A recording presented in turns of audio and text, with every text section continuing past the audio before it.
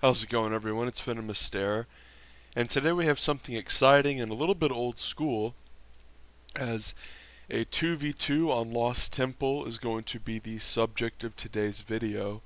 And what's interesting about this isn't a pre-made 2v2 with all of my friends, and this isn't a grudge match that I had a random and then we wanted to rematch randoms that we played on the 2v2 ladder. This is a straight up arcade game. So in StarCraft, you can obviously go to the public custom game tab, the arcade tab / the open lobby tab, and just play these random custom games. And they are really hit or miss, and oftentimes the level will be quite low, or the player will do something really weird or really map specific, and that's why they do it on a certain map, but it's sort of like a little adventure and it's very interesting. And sometimes the games are really fun. And I love playing on Lost Temple, so I jumped at the opportunity. So this guy was the host, my ally, Jake. And he has gotten a Rax here and a gas and nothing else. And he's going to get an eBay here, so this is an indicator he's not very good, honestly.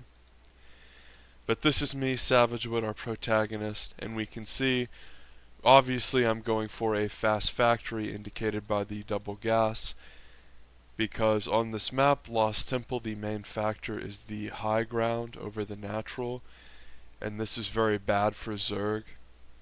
Protoss and Terran both can abuse the high ground pretty well. And then these guys joined at the same time. They are a pre-made team.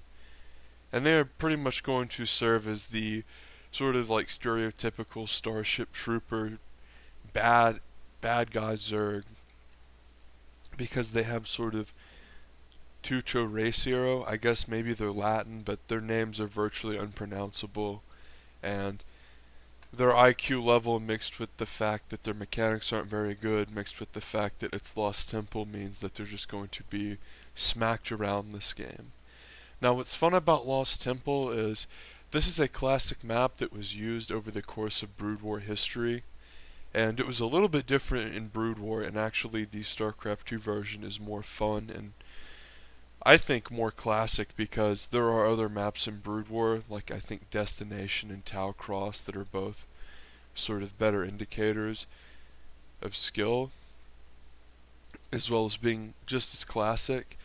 StarCraft 2 Lost Temple is very jokish, but it got played in a lot of major tournaments back in the day, so I love it. It's very interesting. And they remade it into Shattered Temple, which just made this blank airspace rocks to make the island not an island. Oh, the sound hasn't been on. Well, we haven't been missing much. But anyway, let's just make sure it's not too loud. So the classic move on Lost Temple is to drop stuff on this cliff, especially against Zerg. And we can see here my ally has proxied a factory, and he's going to just straight up fly it up here. Now the funny thing is good Zerg players will always put their first, second, or third Overlord up on the cliff, because they know they're going to be aggressed upon at the cliff, probably very quickly. Now, it speaks a lot about these guys' skill level that they didn't really do anything about the cliff, and a decent player would have just seen this like immediately. It's one thing to get dropped with a medevac and it's just there immediately and the firepower is there, but for a building to lift off and make an add-on is another thing completely. We can see Roach on the way here for one of the Zerg players. The other is Warren just finishing. One guy's Ling speed is just finishing as well. And I'm pinging him. I'm sort of worried of the fact that since we're both attacking the cliff, they're probably going to knight us at some point. So kill the damn Overlords for the love of God. So Savagewood, that's me. I'm going to spread out both of my tanks here. Get him as close to the corner as possible. You want him in range of the hatch. So there's two different tech drop builds Terran likes to do. Thor drop and just straight up tank drop. Tank drop is very powerful because you can kill the hatch pretty much every time. However, I haven't really played someone who knows that this sort of thing is coming and makes really fast Ravagers, I have a feeling that it would actually be holdable nowadays. This is one of the reasons why if I have some moron wanting to challenge me to a 1v1, after I beat him in 2v2 and they play Zerg, I'll put it on Lost Temple because I really want to know if someone knows, like, okay, he's tank dropping and they rush out Ravagers, would this be holdable? Because I honestly think it would be. So tank drop, that's what tank drop looks like. And it looks like that pretty much every time. You can put them way back here if they make spines. And you can reinforce the cliff and make sure they can't take the natural. And it also screws up some of their ability to actually leave their natural. And we can see here that this guy Jake, classic to players who want to play on weird maps and host the lobby and will just sit there and wait for like 20 minutes for the lobby to fill. They have these really weird strategies specific to the maps perfected. Savagewood has a 4-kill Polt Viking here. Very important here to snipe the Vikings ranging across the main bases because you want to be able to snipe the main. His Dropper Lords were used, but Savagewood holds. That's why you always want to bring Marines over. Savage would have liked to get a Viking instead of a second medevac. That was the second thing he made out of his starport. That's actually very relevant when you consider it's a one-base build, and we can see here the vision of the Zerg players is very poor. It has been limited severely by Savagewood. Roach is on the way for the Zergs, Aspire as well. Roach Burrow movement and Burrow on the way. A Spore on the corner of his main. That spot gets dropped all the time, and Savagewood's trying to move his natural expansion down and take his natural. He has a few workers starting to mine here, and the Roaches are going to encroach on the tanks here. Savagewood is going to siege at third. Another thing about doing tank drop is if you just consistently make tanks throughout the game, you get such an early factory with Tech Lab that you're going to have a hefty backbone, so it makes taking her natural a lot easier. Notice Savagewood still has these two tanks over here, severely limiting this natural. And Savagewood is going to move over because this guy very obviously knew had two idle tanks here, and Savagewood is going to run over and Billy Badass and start to take this one down himself. Jake should still siege up here, and remember, Ravagers really are the counter here. You have to have quite a lot of gas to get them, and of course these players aren't very good, but you want to spread them out sufficiently. Remember, this is a random, oh my god, we see a nuke going down. By the way, remember, this is a random arcade game. This isn't a 2v2 ranked game for ladder points, so I'm really focused on what I'm doing as we see the nuke go down and kill not much. I'm not sitting here, as you see double bunker from me. Like, this is a fun game. I'm not sitting here watching my ally. This is the first time I've seen this replay, so it's going to be interesting as I had no freaking idea. I had an idea this guy had ghosts at the very end, but not until then. Which is just hilarious. Savagewood's tanks, though, heavily under duress here because it looks like they're going to die to a handful of mutas because Jake the Genius had idle stuff as I was trying to play Realtor over here with my SCVs and a medevac. Thankfully this guy is still not having a very good time at all, as their IDs are just horrific. They're not even worth mentioning. And finally, the mutas just walk into Ghost. So when people are this low level, you just have fun with the game. You don't worry about them making terrible mistakes. But it still makes for fun little scrappy games, and half the time you're getting 2v1'd anyway, so the skill being sort of weird makes it fun. Plus it's a weird map. It's just a one-off goofball sort of game, an adventure.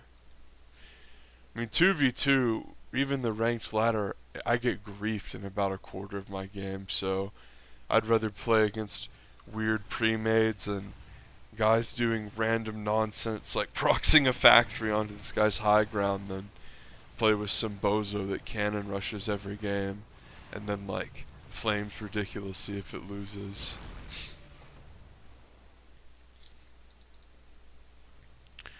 Or gets on 6 different accounts to tell me to kill myself. That's happened before. Some guy from the Report clan. So Savage Wood getting Marauder slow, getting +1 defense. A tank as well, he's got the armory on the way. And turrets. He's seen mutas. You really want to go into muta defense mode on this map. It's a good map for Zerg mutas if there is a guy close by air position, which obviously in a 2v2 is very likely to happen. These positions classically are bad for Zerg in close by ground position. Savage Wood and Jake are close by ground position, so the Zergs got lucky in that regard, even though Lost Temple is a good map for Terran. Notice that Jake has a little, your basic newbie turret ring here, you gotta love this, and if you burrow a couple mines it makes Zerg harass a lot harder. And there are some roaches here, and Savage was getting attacked by a huge roachling swell as Jake is asking for help. This is not really much at all to defend. You just need a tank and a wall in.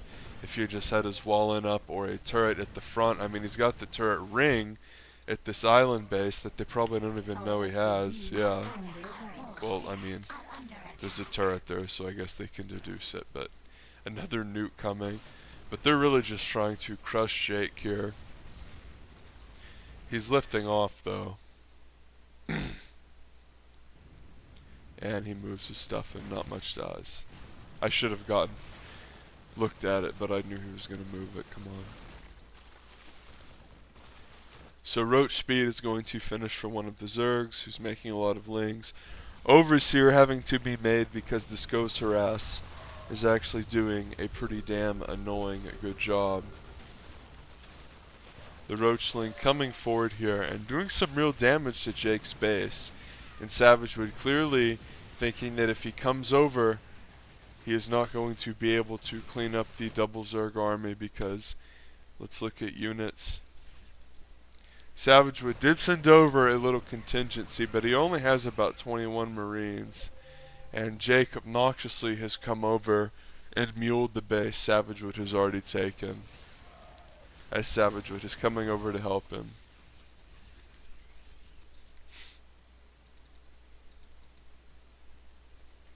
You can see a ghost in the medevac here for Jake.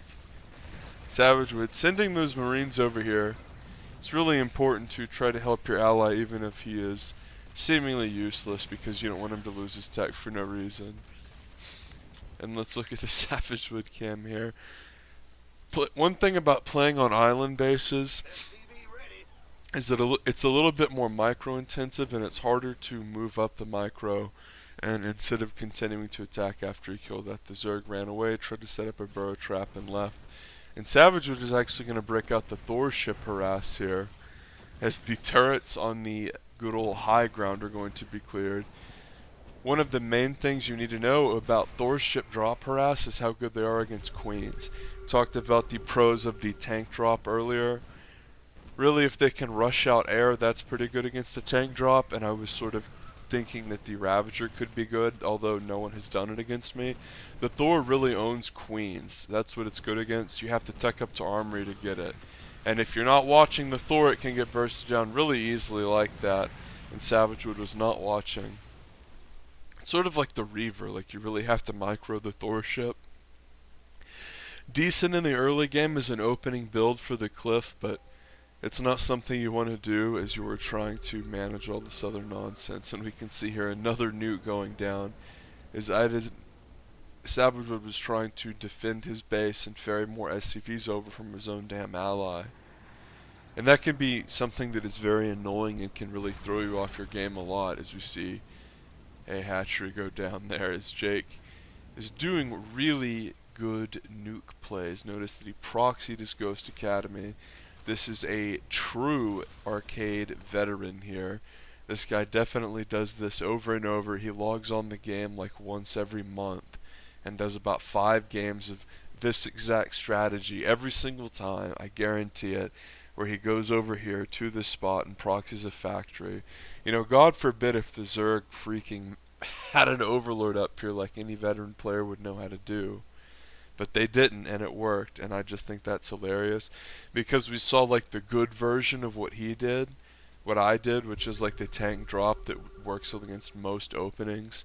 And like I said, the Ravagers I think would be solid. If you get challenged to a Lost Temple game for nostalgia's sake by one of your friends, try a Ravager opening. Because I think that getting those Ravagers out could be really useful for bursting down the tanks, especially if you hide the Ravagers. Like, one of the most important things about stopping Terran aggression is not just throwing everything at the Terran immediately. Sometimes you want them to set up shop and get comfortable and reveal everything that they have. And do a little bit of damage and get comfy, and you want to assemble your forces and make sure you get everything at the sort of perfect arc and then attack, as opposed to just throwing everything in piecemeal if you don't have everything in the correct position. So you let the tanks get sieged up, and then you have enough Ravagers to burst it down. You know, you make 5 or 6 Ravagers. You know it's either going to be tank or Thor drop, and Corrosive Bile's going to be good. You kill those first couple tanks with the Bile. That's a huge deal. That pretty much stops the push and saves your natural. We can see here that Jake is going to get railroaded again by these roaches with Burrow. His island's doing very well, and I think that if you're going to play a 2v2 like this, a Savage Wood comes and immediately helps him this time. Sieges a couple libs. If you're going to play a 2v2 on Lost Temple, make it BGH style. Big Game Hunters, the classic newbie mod that basically gives you unlimited minerals and gas. So you can sit there and share 3 bases, and one person has 4, and you can have a good little time on this map and not run out of steam, because right now we can see most of the bases are being mined out here. And that's not very much fun.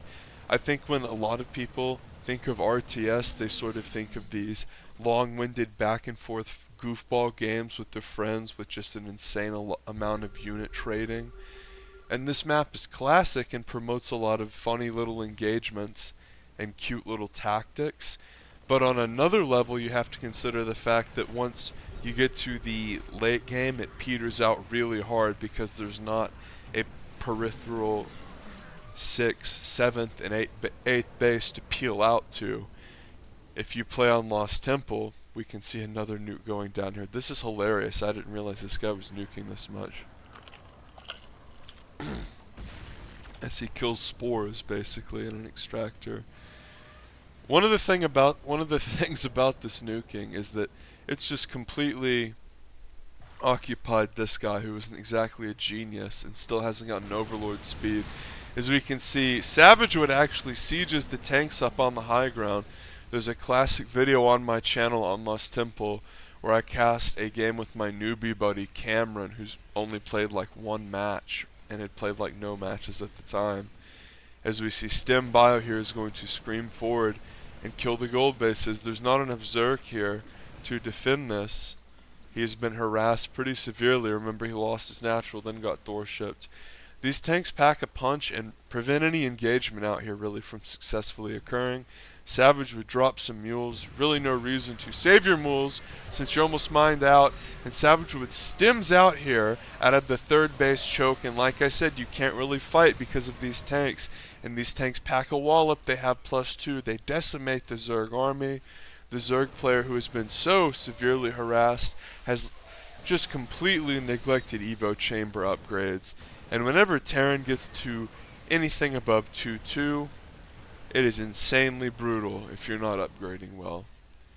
Basically, if you're at a 3 upgrade disadvantage, for instance 0-1 versus 2-2, you're just not going to be able to trade with roaches, especially if they have medevacs. And tanks too, forget about it. So one of the players elects to leave as Savage Wood stampedes for 3-3 bio. He's getting +3 for his tanks.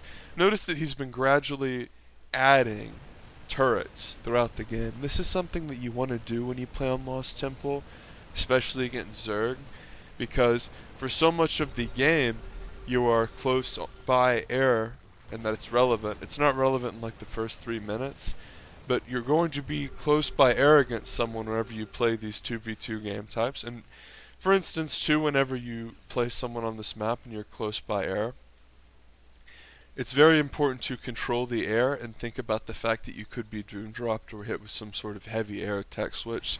So you just want to add progressively more turrets throughout the game. Savage Wood's going to peek in here, see what the player has. It's quite a bit. And let's rewind it here.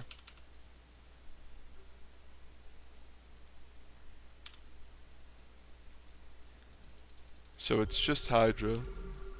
And Savage Wood, of course, completely cleans up this guy.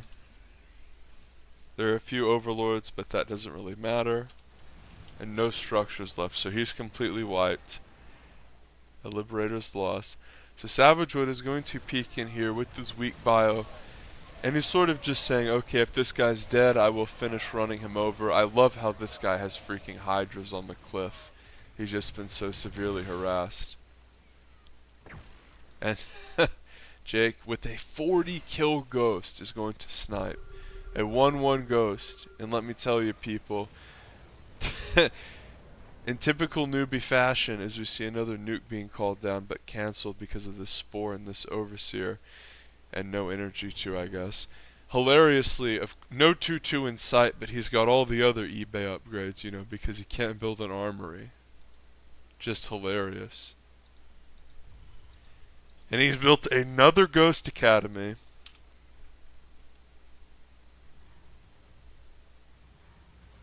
Who needs an armory, right? We can see I have one, thankfully.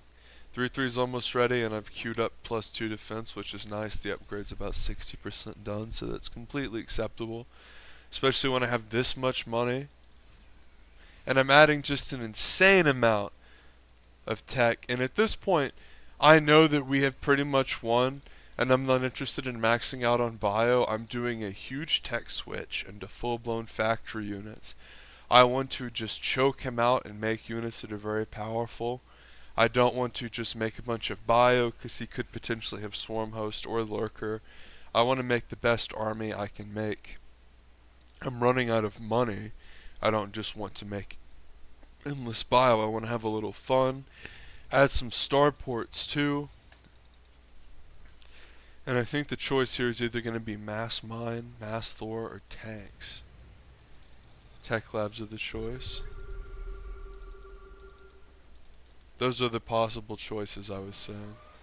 Another nuke here is going to come down. This is just absolutely freaking hilarious. This is sort of Legacy of the Void too. A dropper overlord made individually by Evo Chamber, which by the way at this point is a nerf, has dropped drones and hydras onto this high ground to make spores and spines as it creep drops, and it's being nuked from the island by a ghost that has over 40 freaking kills. And the guy's made lurkers but hasn't dropped those on the high ground. And I'm gonna have to rewind because I was just so entranced by that hilarious moment. By the way, Savage Wood floating over to take this natural. I mean shit, he's been controlling it since about minute 6, so why not? We can see here that Savage Wood just has a plethora of tanks on this high ground, which makes it really hard to come in and take. And Savage Wood just running away with the bio, letting him guzzle tank shots. And that's why I'm saying on the high ground it's just nearly impossible. You rely a lot on this Overseer. And this Jake foolishly sort of saying like, wait for my BCs, bro. You know, he's got a plan. And hilariously, Savage Wood is starting to build some static defense. This is exactly what you want to do. He's even dropping up on this high ground, which I've literally never even seen before. No one uses this high ground. These +3 tanks just pack such a wallop. This guy still is not upgrading adequately.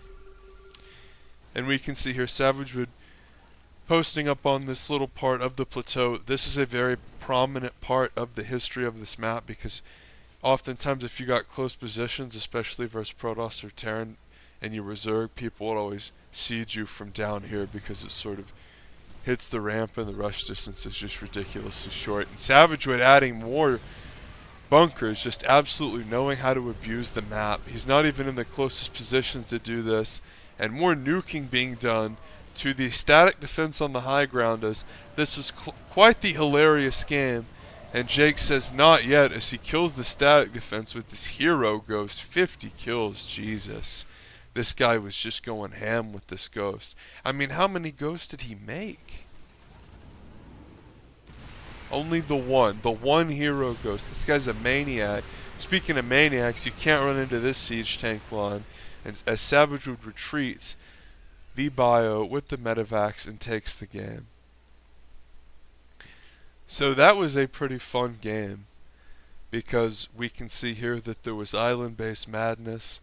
Savage Wood, by the time the game was over, had a lot of the map and had just made an insane amount of tech and was looking to remax on tanks, I think. He just wanted to go crazy with these +3 tanks, because anytime the opponent is going ground Zerg and there's no Vipers in sight, which you see there's no Hive, they're not going to be able to break this. I mean, they can go Broodlords, I guess. That's always an option, but that's what the starports are for. So let's just sort of muse about Lost Temple while we're here.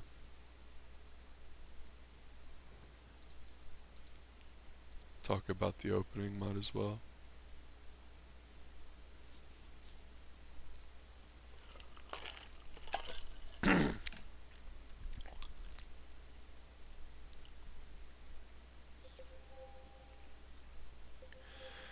Okay, so this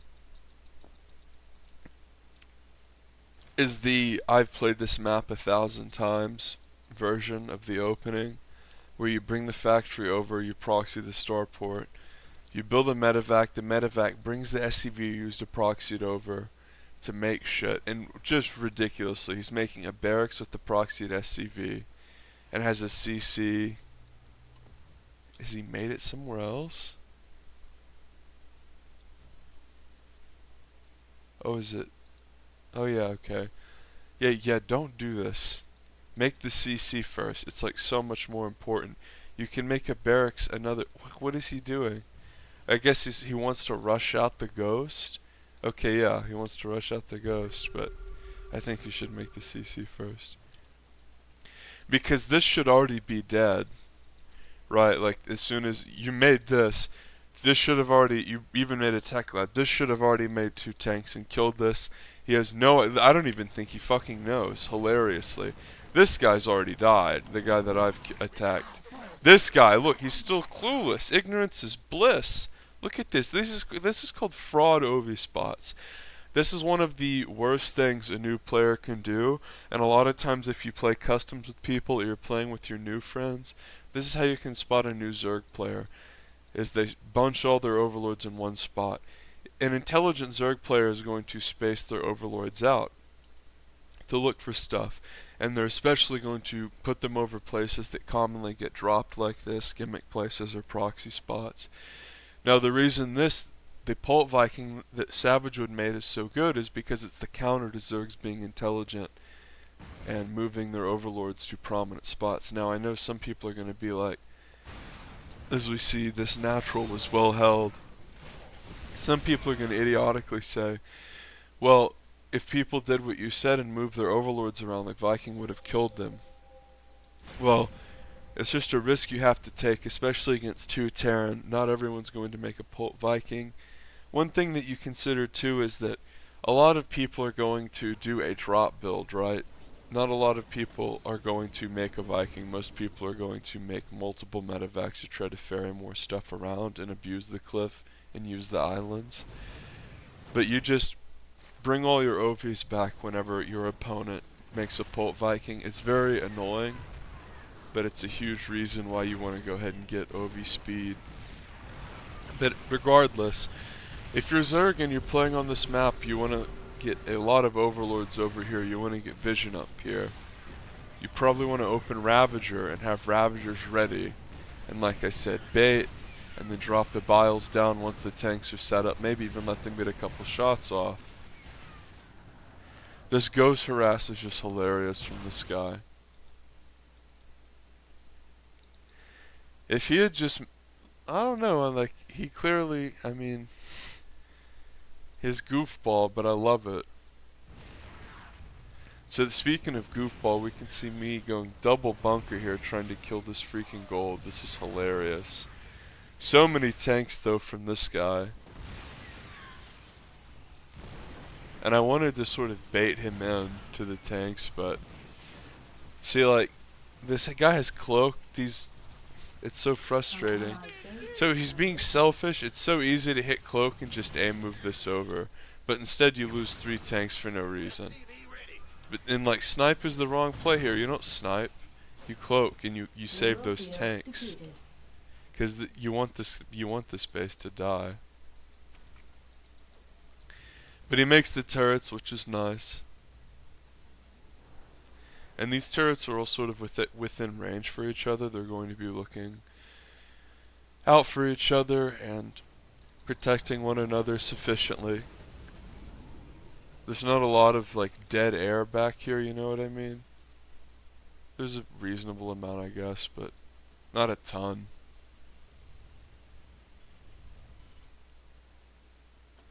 So no natural expansions for the majority of this game, and it's always sort of demoralizing when you have to clean up these Terran encampments preventing you from mining even your own natural. And inevitably you're going to lose a muta or two that you never should have. And we can see here why whenever you do these obnoxious strategies, Terran players, mixing in turrets is always phenomenal. And the Zerg's trying to look around here with burrowed roaches. And remember, I mean, going out and trying to build on the low ground is pretty ambitious. Remember, I built in base and then floated it down, and then I even waited until I had a couple tanks and then built a bunker down there that was finished before I floated it down. And you always want to leave a tank on the high ground and keep a contingent on the high ground as long as possible, and really value this as a foothold and be obnoxious as Terran, because this is such a pain in the ass to clear as Zerg, especially if you're smart enough to mix in these static structures like bunkers and turrets and leave your Viking over here. Really value the high ground here, especially in 2v2 where the bases are really limited. And 1v1 the guy can run out and hide. But one of the reasons why this map is really bad for Zerg is where is he going to hide to? The gold has rocks on it. This is an island. That really limits his capabilities. And mid-map is going to be assailed. Remember this. And the tanks there, the SCVs are pulled. And again, I love how even though there's a spore here and these guys have vision of it, they're all mega concerned with their attack and super focused. And I had just a lot of tech units here. A good way to throw the game is moving these tech units out and getting surrounded, because you don't really know how much a 2v2 team like this is going to have. Presumably they've been building up fighting units all game. I was really waiting until I had more bio. Notice I'm adding more barracks right now. This is sort of a low econ weird game. It was a 1-base build. This gold base is starting to be mined out.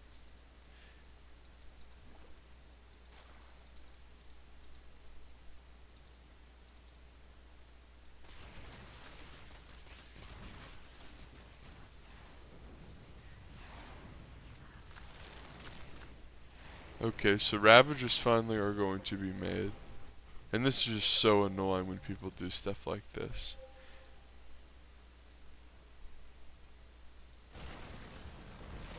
Like, as you're helping them, like, I'm gonna mule the base you're already mining. That's so bad manner, don't do that. But notice how valuable controlling this is. I would say this is the better of the two players, the guy who's running around with roaches.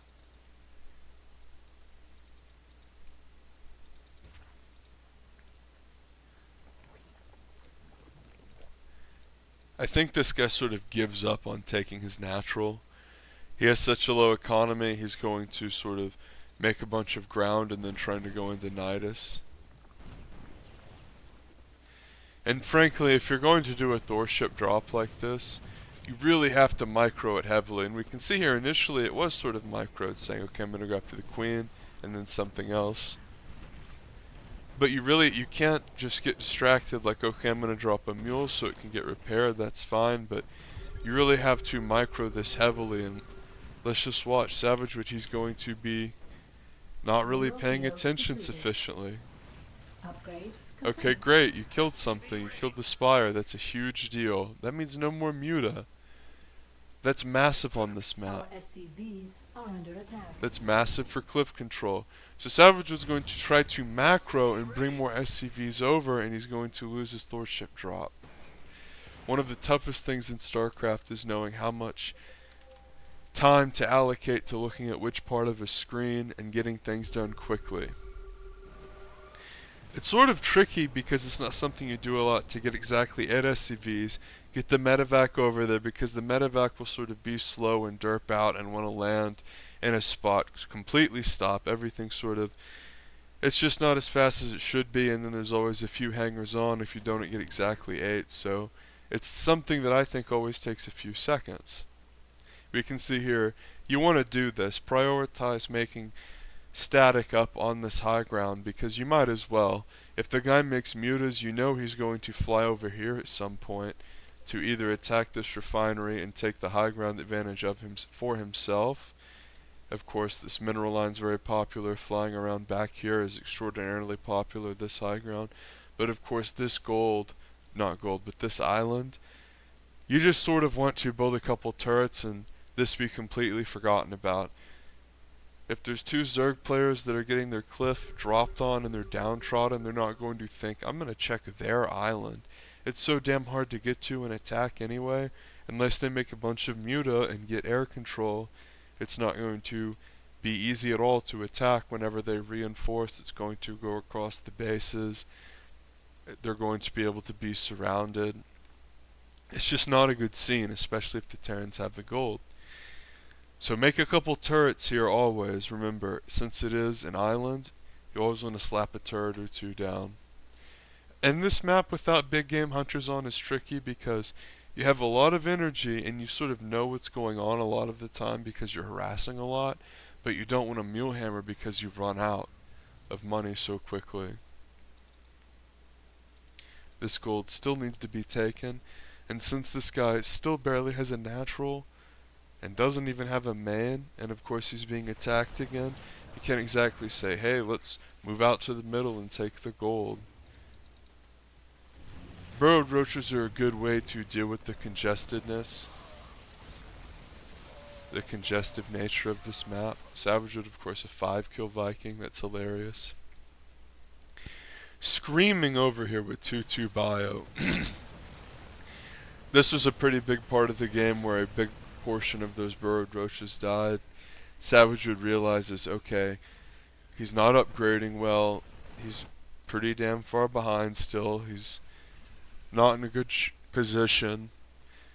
I remember one point I looked over at this cliff and saw that he had made multiple things out of the factory that were just idle and not having any trust in the guy and being blown away at how awful that is. Because I sat here and timed out my cutesy little build and rushed my 2 tanks over there and got him over there as quickly as possible and lined him up right up on the corner and killed his natural quickly, and this guy sitting over here, he took the huge risk to proxy the factory just to get it over there quicker, and he's gonna idle his first tank. That's the biggest deal in the world. So this is a huge reason why you make progressively more turrets on this left side of the base throughout the game. The Savage Wood kills the Nidus and kills the Overlord, more importantly, as we see another nuke coming out. As I'm just re-examining the game, a lot of things went on in this match and I thought it was funny. Both players got Hydralisk range. I feel like Hydralisk speed is the more important of the 2 upgrades because Hydras are so ridiculously slow and just horrific when they have no speed, so I think that's sort of funny that, and I even do it a lot too, like, oh, I gotta get range. I think that's like an old Wings of Liberty habit, is like, oh, Hydralisk range. Because you can tell when they don't have range, as we see the Ghost almost went down there as the medevac, it's about half health. When they don't have range, they're kind of bad too, but like the speed thing is just infuriating. And when you get harassed this much, you really don't have good creep at all usually. So having tanks here is hilarious, as you see the attempted Nidus being emptied. And this guy wasn't floating a lot, interestingly. You sort of worried, like, are these guys bad and floating a lot? And this is the classic, like, I've been harassed a lot, I have way too much gas. And fighting into this tank line was just massive. You basically just get cut to ribbons when you have 0 carapace versus +2 carapace tanks, and there's 4. And like I was saying earlier, the 2-2 bio with medevac just shreds 0-0. Savage would have had like 170 supply. The Zerg could have been maxed and he probably still would have lost that fight. He would have had to careen over here, like take a huge wide arc, maybe even flank, and burst all of the tanks down, either right before the fight started or instantly get a lot of the tanks. That would be the only way to do it. I can't believe that this guy harassed heavily with this ghost the whole time and even went to the effort to do it island to island. In 2v2, whenever you get a foothold, it's always good to eliminate the player completely if you can. If you're playing with your buddies, it seems sort of cutthroat, but you don't want to let people back in the game by letting up on them, letting them live. It can be sort of tempting, especially if you're playing goofball games with your friends. Like I said, this is just an arcade game though. Some open lobby nonsense. And look, this is just your classic newbie base. He's got the Neo Steel frame bunker. The mines placed precariously throughout the base. I love that, just for support. You don't want to put them all in, he doesn't have them all in one spot, so like a commonly aggressed upon spot, or maybe like here, since he's being attacking the cliff, and that's the most important part of the map, and he has a freaking ghost over here, and he's maybe concerned about Muta or Dropper Lords. He doesn't have a trap, he just has them sort of spread. I just think that's hilarious. And then of course the turret ring. And he's sort of structured his base very single player-ish. And I think there's something very charming about that, and that's very Lost Temple-ish. Is it's sort of fresh out of the box, play with your friends who maybe haven't played StarCraft as much, and I think it's very charming and nostalgic in that way. And a lot of the games are ridiculous and sort of newbie, and even if they're not at the highest level, everyone has memorable matches on Lost Temple, especially playing with their lower level friends and seeing their friends do something very good or interesting or show flashes of brilliance. But it's just one of those classic things. And I had a ton of production here at the end. I basically wanted to do a full mech switch. I knew that he was basically dead and didn't just want to make a bunch of bio and choke him out. I wanted to play for attrition. Of course, lurkers come out. You never know whenever people leave how much money they have in these weird games in arcade.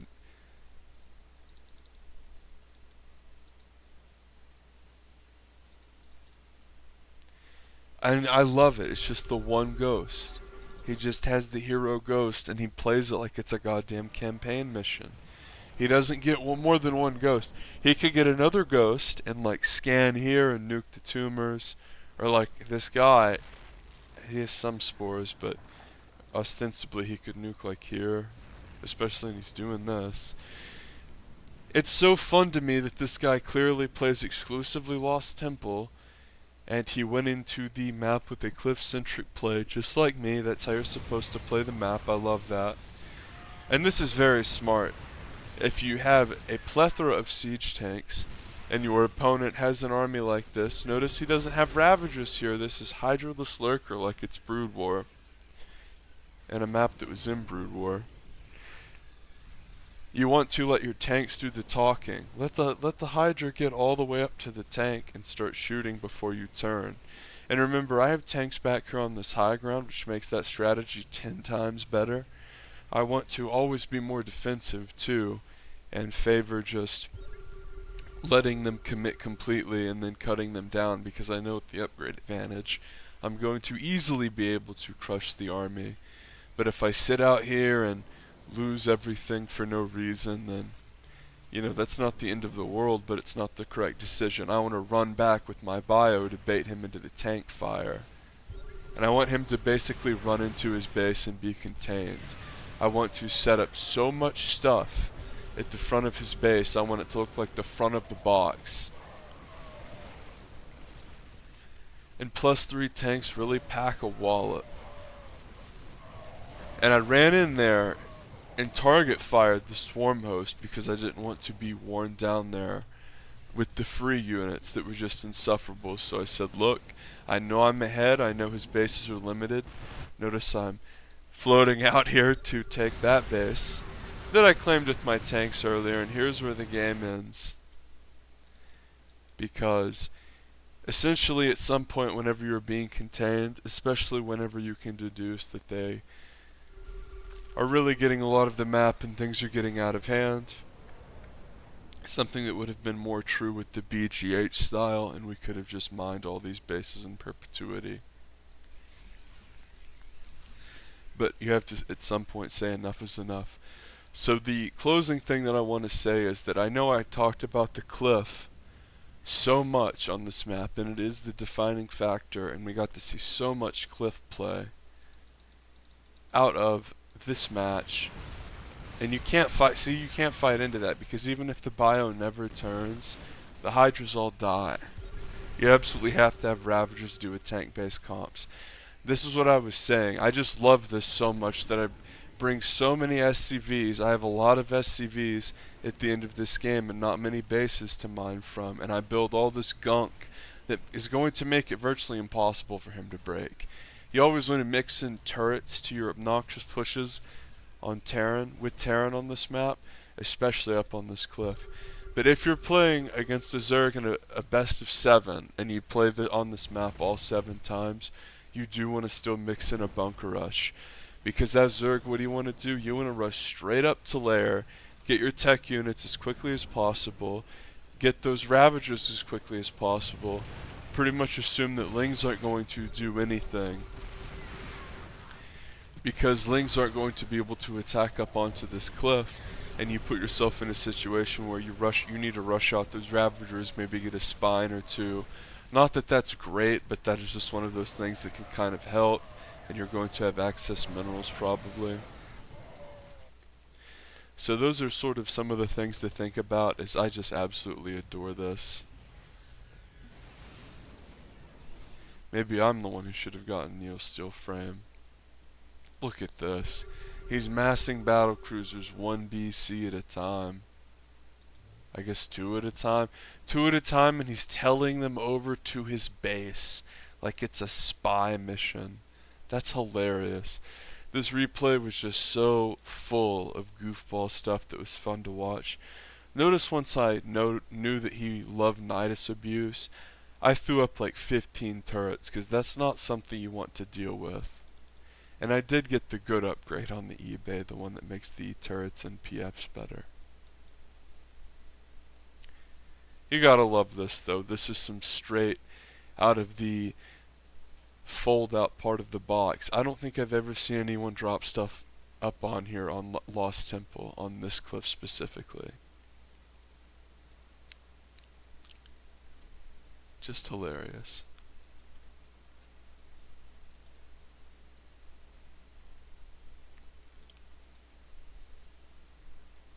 Sub for more.